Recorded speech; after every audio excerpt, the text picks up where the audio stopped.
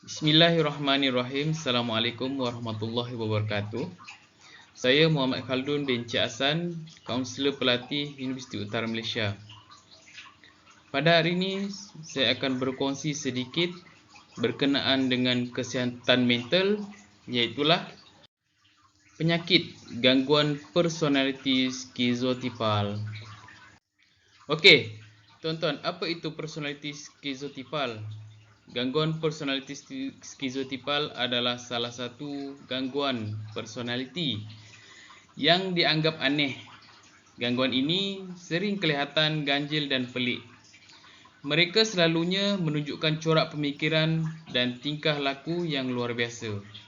Maksudnya di sini, sekiranya mempunyai gangguan skizotipal ini, kelakuan dan pemikiran mereka sangat luar biasa berbanding dengan manusia yang normal. Mereka juga tidak dapat membentuk hubungan yang erat dengan individu lain dan sering mencampur adukkan realiti. Orang yang mengalami gangguan personaliti skizotipal ini, mereka tidak berkawan. Mereka tiada kawan kerana mereka suka dengan bersendirian. Gangguan ini dianggap seperti skizofrenia ringan, iaitu sejenis gangguan otak yang mengubah corak pemikiran, kelakuan, emosi, pandangan terhadap realiti, mengaitkan diri dengan individu yang lain. Okey, kita tengok pula simptom gangguan personaliti skizotipal ini. Individu yang mengalami gangguan skizotipal memaparkan gabungan kelakuan, pola ucapan, pemikiran dan persepsi yang sangat ganjil.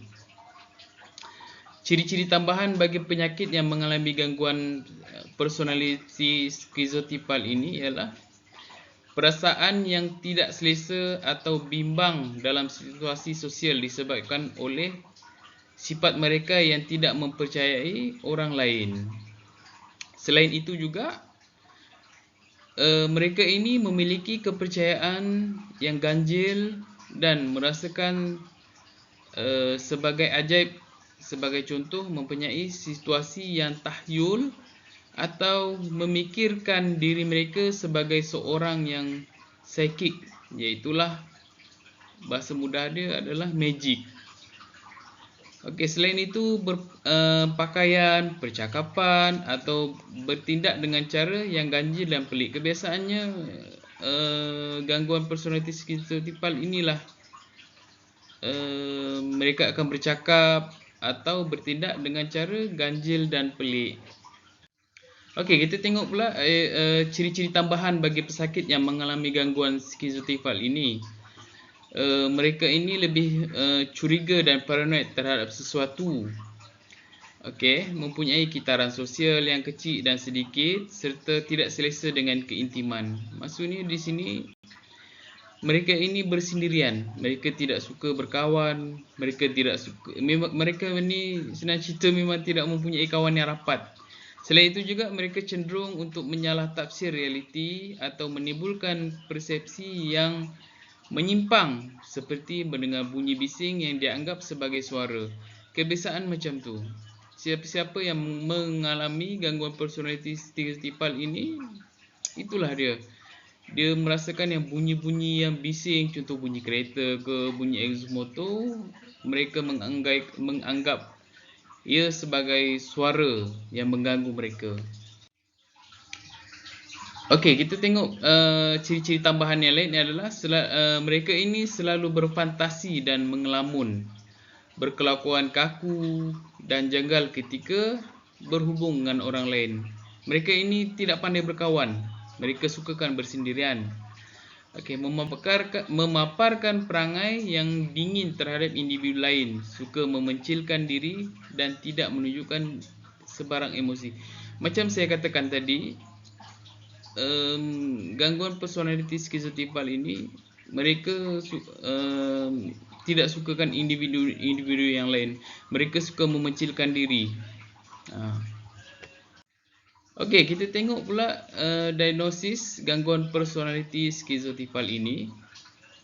pesakit yang didiagnos dengan gangguan personality stifal ini menerima diagnos sewaktu mereka dewasa. Pada waktu mereka kecil sehinggalah dewasa, tiada tanda-tanda. Apabila mereka dewasa, barulah ada tanda-tanda tu. Tanda untuk makluman tuan-tuan juga, tanda-tanda ni akan menurun. Apabila mereka meningkat dewasa, gangguan personality ini akan berkurangan. Okey, jika doktor mengesyaki dan mengalami jika doktor mengesyaki anda mengalami gangguan personality ini, doktor akan melakukan pemeriksaan fizikal bagi mengesan keadaan fizikal.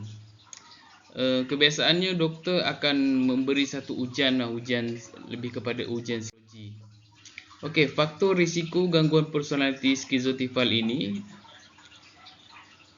Anda berisiko untuk mengalami gangguan skizotifal ini sekiranya terdapat individu dalam kalangan ahli keluarga yang mempunyai skizofrenia ataupun gangguan psikotik yang lain.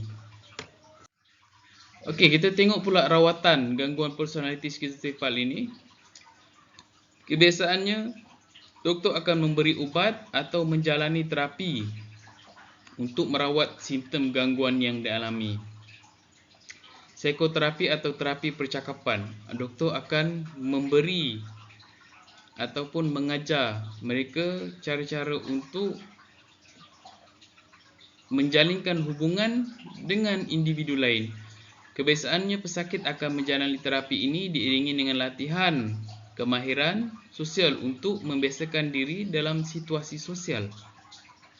Okey, terapi perilaku kognitif dikenali sebagai cognitive behavior therapy.